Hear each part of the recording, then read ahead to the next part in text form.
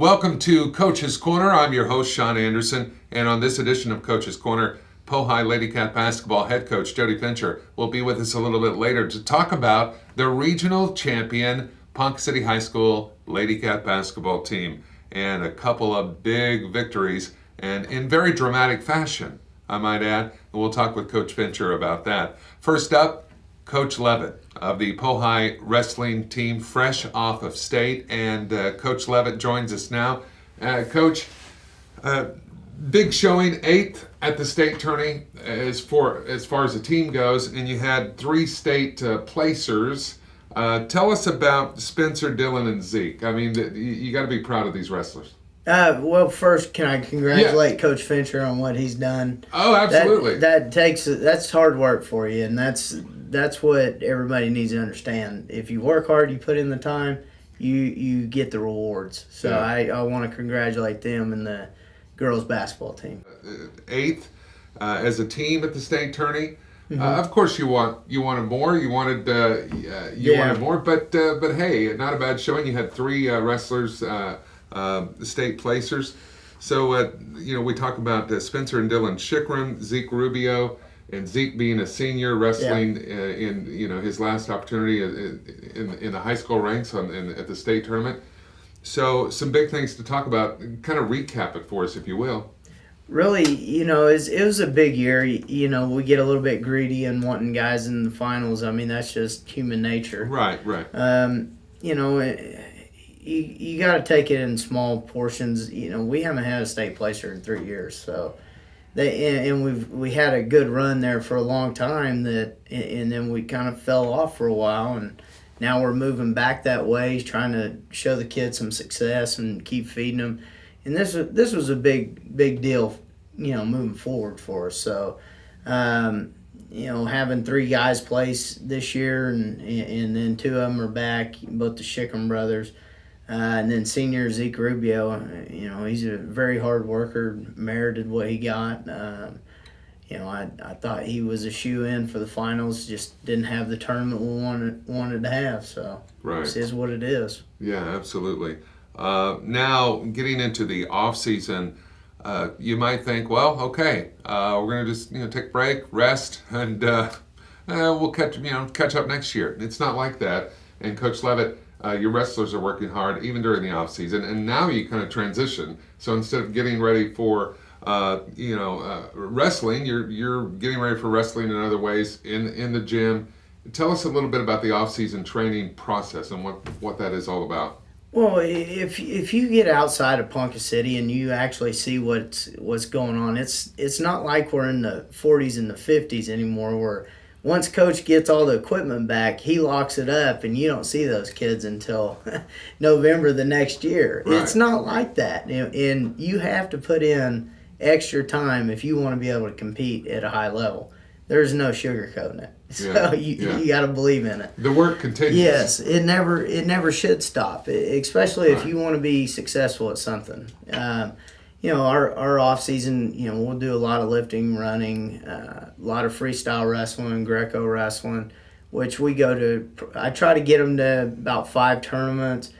The ones that are having that success and they're showing potential at those tournaments, they get picked up for national teams like Team Oklahoma, Duels, the national tournament in Fargo, North Dakota, and that's what we push them to do in the off season. Plus, if you're a kid in wrestling and you want some Division I money, you're gonna have to go place in a national tournament. Yeah. That's if you want D1 money. Right. You're probably not even on their radar yet if you don't. So. Right. And that's not taking out any small schools. I wrestled in Division II, so I loved where I went, and I'd push guys to go there too. Right. Our former wrestling coach here in Ponca is now the head coach at my school.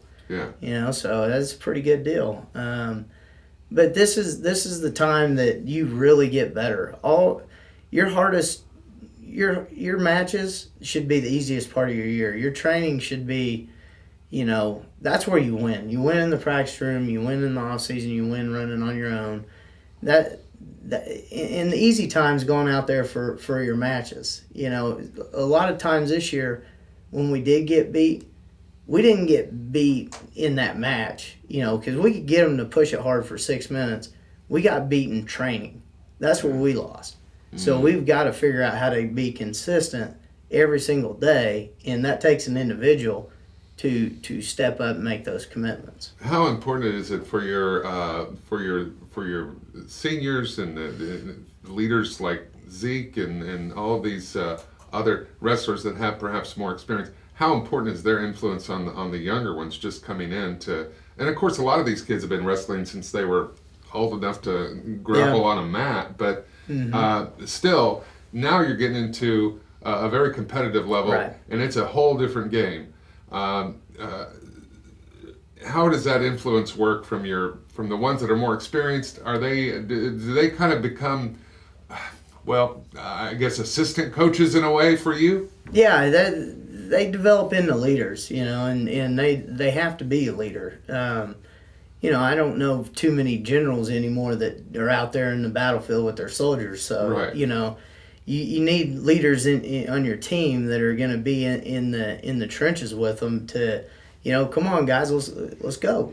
Yeah. I'm leading the way. Let's go. And so, as a coach, you're not in there exactly in the trenches and doing everything exactly like they're doing it.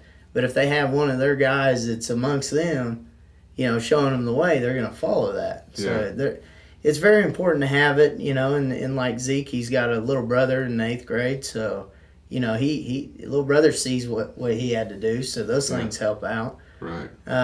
But yeah, these guys coming back, and it's just the leadership role. It's very important, very.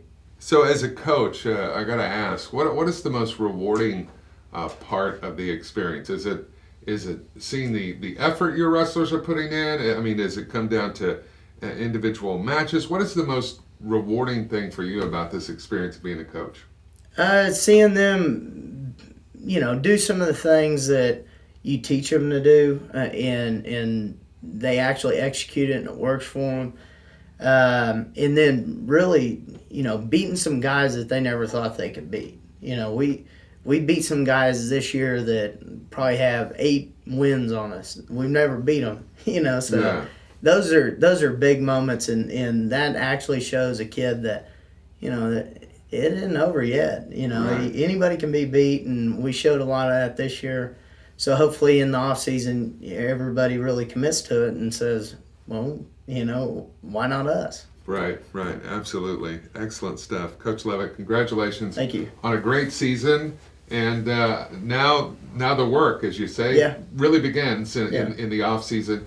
And I think a lot of us, I know me included, under the impression that the wrestling's over for now and it's all in the weight room or it's all out there running. But as you mentioned before, your wrestlers are going to have some of your wrestlers are going to have opportunities to get out there and wrestle Greco-Roman. Yeah. How does that differ from what you do during the regular season? Greco is all upper body and throws, and it teaches you movement and ties and how to get in on somebody. So, closing your distance. Some guys are scared to close in and really get in the battle, and it helps you get to there, and then it ultimately helps you with the freestyle where you're getting a lot more matches and leg attacks and learning how to do some other things that can carry over to collegiate style wrestling. So it all works hand in hand. Absolutely. Coach Jason Leavitt, you're head coach of the Ponca City High School wrestling team. And coming up right here on Coach's Corner, the regional champion Lady Cat basketball team, coached by Jody Fincher, had an incredible run at regionals to win that title. We're going to talk with Coach Fincher about that coming up as Coach's Corner continues right here.